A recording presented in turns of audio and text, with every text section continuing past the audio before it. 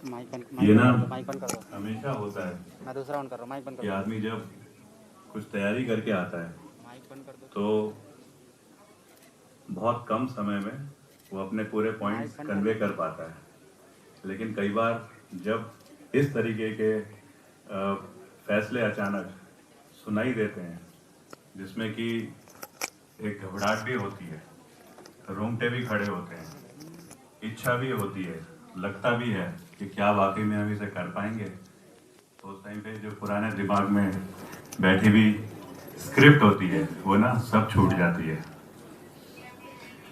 माननीय अरविंद केजरीवाल सर, दिल्ली के मुख्यमंत्री और आम आदमी पार्टी के मुखिया, यहाँ पे आम आदमी पार्टी के सब मोटिवेटेड वर्कर्स हमारे सामने जो आ रखी है, मीडिया और पुलिस कर्मचारी जिन्होंने बहुत तरतीब से आज इस ऑर्गेनाइज तरीके से प्रोग्राम को बनाने में पूरी मेहनत कर रखी है। मेरे लिए तो ये बहुत बड़े गर्व का और सम्मान का दिन है जब अरविंद केजरीवाल जी खुद मेरे को ये जिम्मेवारी दे रहे हैं कि उत्तराखंड का जो नवनिर्माण की जो हम कल्पना करते हैं, जो हम बात करते हैं, उसकी बागडोर अजय कोठियाल देखेगा। आसान नहीं है ये काम मेरे लिए। मैंने बहुत बड़े बड़े चैलेंजेस देखे हैं। मैंने फौज में रहते हुए फ्रंट लाइन में जाकर के उस इलाके में ऑपरेशंस कर रहे हैं जहाँ पे कि जब दुश्मन को आपको वाकई में मारना होता है या डैमेज करना होता है या उसके मंसूबों को तोड़ना होता है तो आपको निर्भीक होकर के एक ट्रेंड सोल्जर की तरह आगे जाना पड़ता है।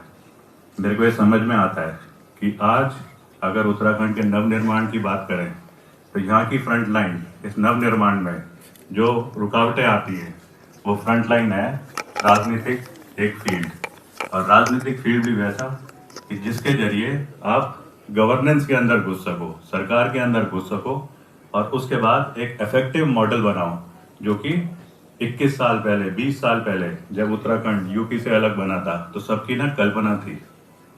अब मैं कोई पॉलिटिशियन तो हूं नहीं, ना मेरे को उस तरीके की पॉलिटिक्स आती है कि किस प्रकार से एक आज की जो परिभाषा है राजनेता की वो चलनी चाहिए।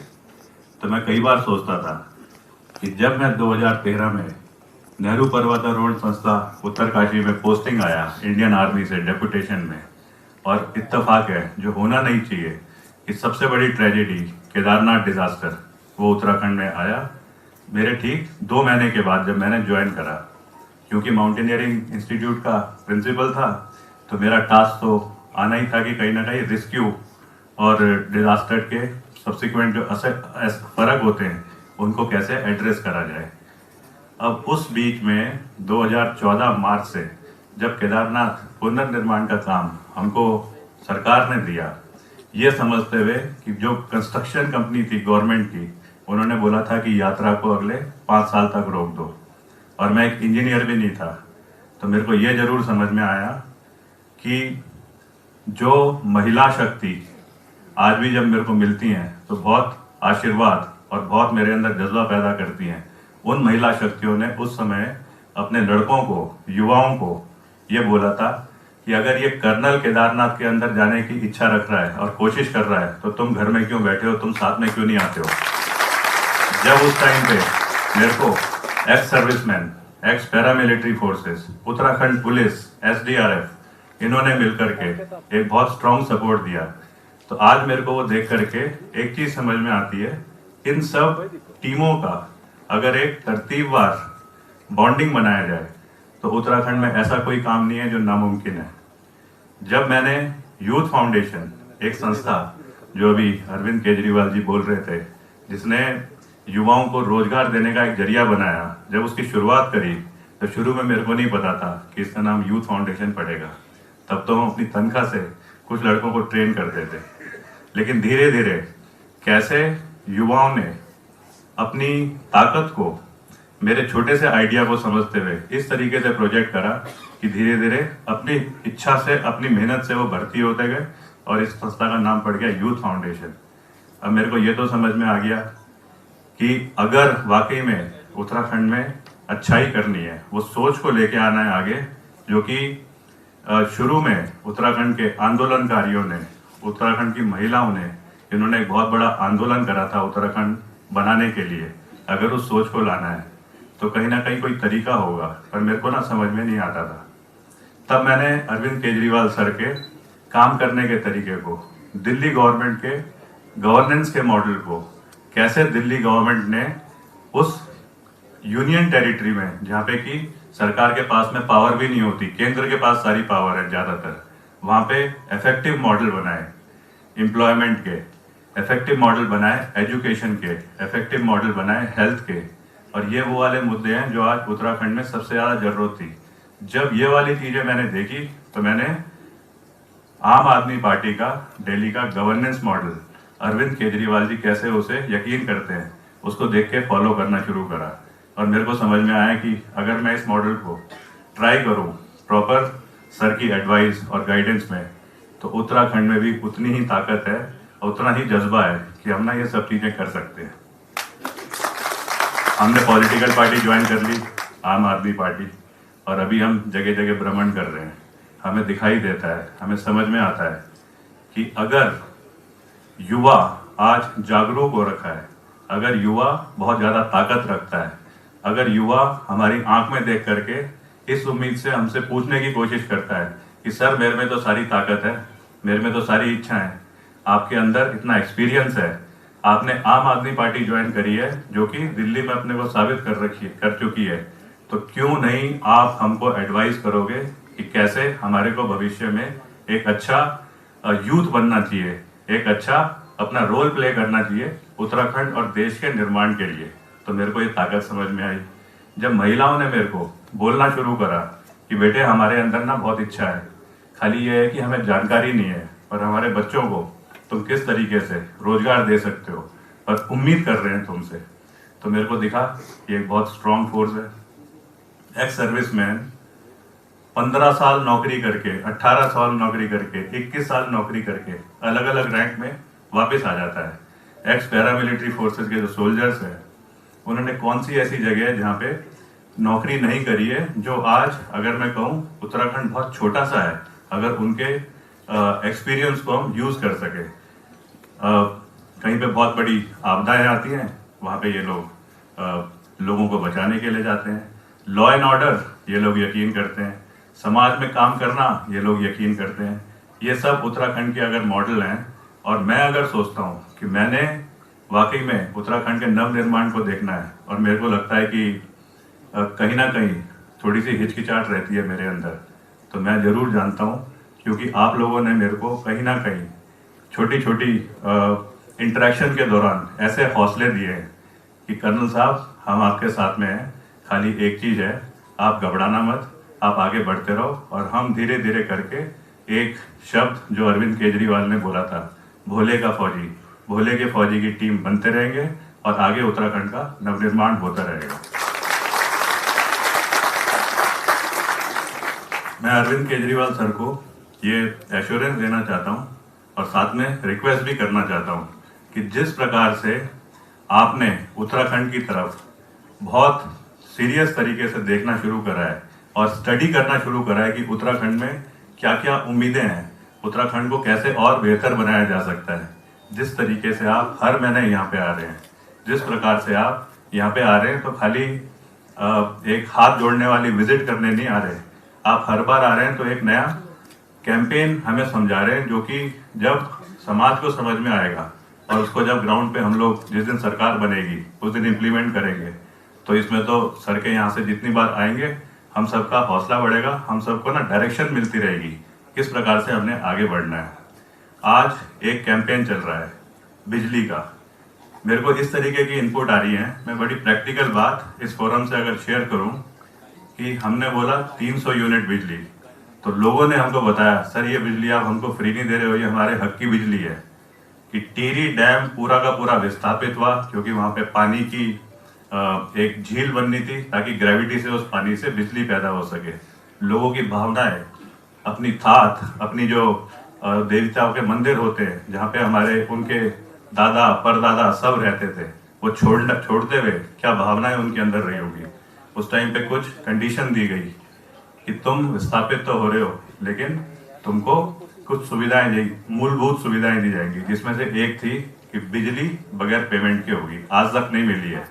तो हमको तो लोग कॉल करके ये बोल रहे हैं कि आप हमें फ्री की नहीं, हमारे अधिकार की बिजली दिलवा रहे हो।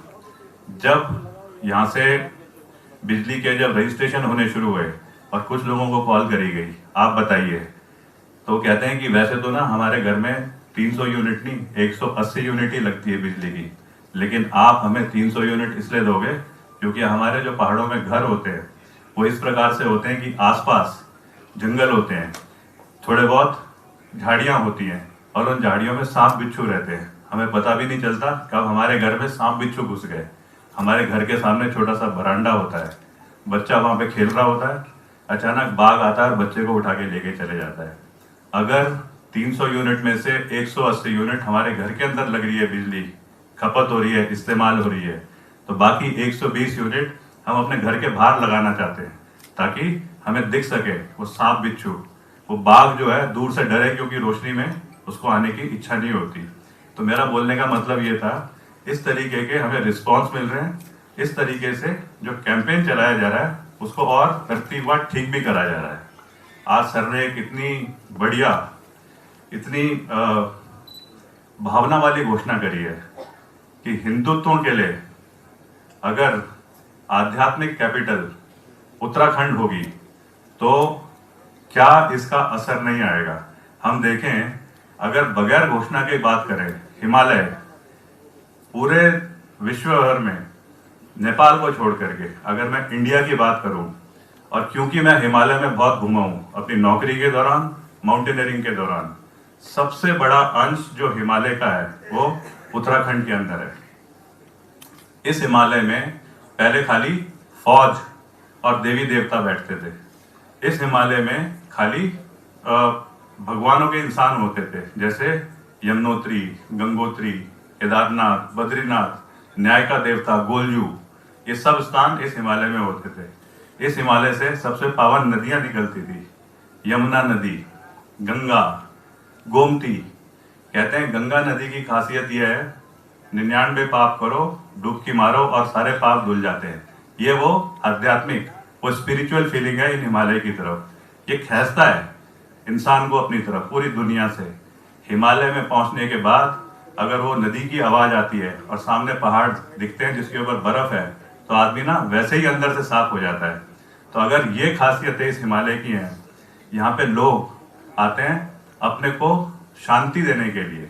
इस हिमालय के बेस में है ऋषिकेश, हरिद्वार, जो कहीं ना कहीं फेमस योगा सेंटर रहे। ऋषिकेश नाम की जगह जहाँ पे नदी को पार करो, और एक जगह जिसका नाम है 84 कुटीर, जहाँ पे इंटरनेशनल फेमस ये अपना ऑर्केस्ट्रा ग्रुप होता था बीटल्स, वो आकर के रुके। आज वो खाली पड़ा है, वो कहीं इस्तेमाल नहीं हो रहा है। आध्यात्मिक कैपिटल बनेगी हिंदुओं की उत्तराखंड, कितना फर्क आएगा। आज 4 धाम की यात्रा से एक तो हम दुनिया में इतने सारे लोगों के विश्वास को, इतने सारे लोगों के जो अंदर की भावनाएं होती हैं उन्हें सुकून दिलवाते हैं। उसके अलावा लोकल लोग कोई 99 अलग अलग प्रकार के इस यात्रा से अपना रोजगार भी लेकर के चलते हैं। 4 धाम यात्रा की जगह अगर यहाँ पे कैपिटल बन गया तो क्या अलग तरीके की भावनाएं आनी शुरू होगी। वो स्पिरिचुअल टूरिज्म जो उत्तराखंड से निकल करके और केरला में फेमस हो गया है, वो सारे के सारे यहाँ के पहाड़ों में आएगा, और इसकी तो ना ताकत ही एक अलग बन जाएगी। रोजगार, मेरे को हर जगह बोला जाता है कि रोजगार जो है आप उस पर जोर दीजिए। अरविंद केजरीवाल जी का मेन फोकस ही है उत्तराखंड के इलाके को देख करके, यहाँ की जमीन की बनावट को देख करके, यहाँ की टोपोग्राफी को देख करके, यहाँ के अलग अलग घाटियों के अलग अलग जो जरूरतें हैं और खासियतें, उनको देख करके कैसे हम रोजगार के तरीके और इन्हांस कर सके। रोजगार के तरीके में अगर हम टूरिज्म की बात करें, उसमें 10 प्रकार के टूरिज्म है। अगर हम बात करें यहाँ पे जंगलों की, यहाँ पे ना 5 प्रकार के जंगलों में अलग प्रकार के व्यवसाय हैं। इन चीजों पे आजकल वर्कआउट हो रहा है, और बहुत जल्दी जैसे हम कैंपेन कर रहे हैं बिजली का, ऐसे ही इन कैंपेन के जरिए हर किसी को समझाया जाएगा कि आम आदमी पार्टी किस प्रकार से जो कोई बात बोल रही है उसे ग्राउंड पे कैसे इम्प्लीमेंट करेगी। मैं आखिरी में इस जगह जहाँ खड़ा हूँ और बहुत सारे लोग जो देख रहे हैं सामने बैठे हुए उनको छोड़ करके, उनसे एक रिक्वेस्ट करना चाहता हूँ और एक कमिटमेंट लेना चाहता हूँ। मैं एक शादीशुदा आदमी नहीं हूँ। मैं इंडियन आर्मी में था, मैंने प्री मेच्योर रिटायरमेंट लिया। अगर मैं नौकरी नहीं छोड़ता तो शायद आज मैं ब्रिगेडियर और कुछ दिनों में मेजर जनरल बन रहा होता। मेरे को यहाँ पे ना मजा आ रहा है काम करने में, इस नए तरीके की पॉलिटिक्स में घुसने में, जिसको कि मैंने अरविंद केजरीवाल सर से सीखा। अगर नॉर्मल पॉलिटिक्स होती तो मैं भी शायद एक पॉलिटिशियन होता, और यहाँ पे तो आज मैं इफेक्टिव गवर्नेंस, करप्शन कैसे तोड़ करके सिस्टम को क्रिएट कर सकूं उसके लिए आ रखा हूँ। अगर मेरे अंदर जो भावना है, और अगर आप लोग सब समझते हैं, आप लोगों ने मेरे को देखा है कि अजय कोटियाल तो इस प्रकार का आदमी है, तो मैं आप सबसे ना इस फोरम से रिक्वेस्ट करना चाहता हूँ, अगर किसी कारण से उत्तराखंड का नवनिर्माण नहीं हुआ तो वो अजय कोटियाल का फेलियर होगा। इसका मतलब ये होगा कि अजय कोटियाल ने मेहनत नहीं करी है, और मेरे को फेल मत होने देना। इंडियन आर्मी का हूं तो एक उदाहरण जरूर देना चाहूंगा। जब हम ऑफिसर बनते हैं, एक होता है परमानेंट कमीशन, लेकिन जब अचानक बहुत ज्यादा जरूरत होती है देश को तो उसे बोलते हैं शॉर्ट सर्विस कमीशन, 6 साल के लिए। मैं आपसे खाली 6 महीने का टाइम मांग रहा हूँ। इतना टाइम जब सबने देख लिया है, 6 महीने का टाइम देख के देखो इस आम आदमी पार्टी को, इस अजय कोटियाल को, इस अरविंद केजरीवाल जी को। अगर तुम्हें लगेगा कि सही दिशा में नहीं जा रहे हैं तो हम वोट मांगने नहीं आएंगे दोबारा। हम ये बोलेंगे हमारे काम को देखो, अगर काम सही है तो हमें जरूर उत्तराखंड के नवनिर्माण में आगे जाना चाहिए। मेरे को एक चीज याद है, जब अरविंद केजरीवाल जी ने दिल्ली की विधानसभा में सुंदरलाल बहुगुणा जी को सम्मानित करा था, तो उस दिन सुंदरलाल बहुगुणा जी के लड़के राजीव नयन बहुगुणा ने सर को क्या बोला था, और ये बड़ी मजेदार और बहुत अच्छी चीज है। उन्होंने बोला आप पॉलिटिशियन नहीं है, आप आज पॉलिटिक्स में जा रखे हो डेपुटेशन पे, क्योंकि आपने सुधारीकरण करना है। जिस दिन आप सुधारीकरण कर दोगे पॉलिटिक्स का, आप वापस आ जाना। ये अरविंद केजरीवाल सर को बोला था। कल मेरे को राजीव नयन बहुगुणा ने बोला फोन पे कि कर्नल तू पॉलिटिशियन नहीं है, तूने अपनी जिंदगी को और चीजों पे भी लगाना है। जिस दिन उत्तराखंड का नवनिर्माण हो जाएगा, तेरे को वापस आना है तो किसी गुफा में बैठना और युवाओं को मौका देना वो आगे आकर के पॉलिटिक्स करें। लेकिन जब तक वो नहीं होता तब तक तूने जान लगानी है। और इन्हीं सब चीजों के साथ मैं अरविंद केजरीवाल जी को दोबारा से यकीन और एश्योरेंस दिलाना चाहता हूँ कि सर, हम सब उत्तराखंडी हमेशा खुश होंगे जितनी बार आप यहाँ पे आएंगे और आकर के हमारा हौसला बढ़ाएंगे। काम करने की क्षमता हमें गाइडेंस की जरूरत है, और वो गाइडेंस हमें जरूर यकीन है आपसे मिलेगी। बहुत बहुत धन्यवाद।